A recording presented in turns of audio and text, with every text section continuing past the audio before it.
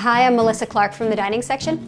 Did you know that the creamiest rice pudding is also the easiest?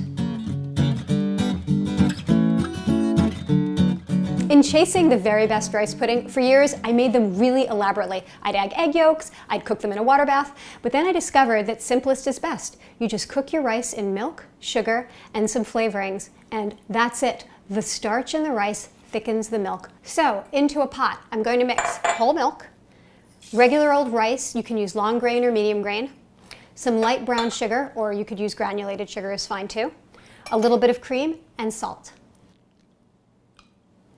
You can flavor rice pudding with whatever you want. I'm going to use orange zest, cinnamon, and a vanilla bean. You could also use rum, you could use a little bit of vanilla extract or almond extract, you could use cardamom, nutmeg. The possibilities just go on and on.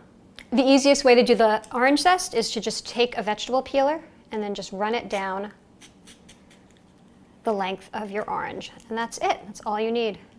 Just in the pan. A cinnamon stick. To get the most out of a vanilla bean, you always want to have it lengthwise and then use the back of a knife to scrape out the seeds.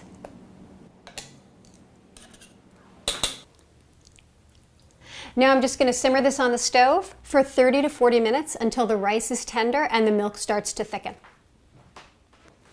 Okay, this is done and it took 35 minutes. You can see the texture. You can see that the milk is thick, but not too thick. You don't want it to be too thick because it's going to thicken up as it cools in the fridge later. And the rice is perfectly tender. Now I'm just going to stir in some golden raisins. You want to do this while the rice is still warm so that it'll soften the raisins, but you don't want to cook them along with the rice because then they'll get too mushy. And that's it. Now you just want to chill it for a couple of hours until it gets nice and cold. And this is what it looks like after it's chilled. You can see it's thickened up nicely. It's nice and glossy.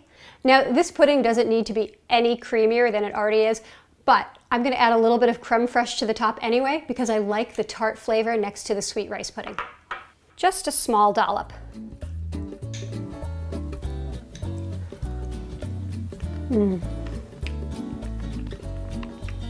Luscious and creamy and so easy.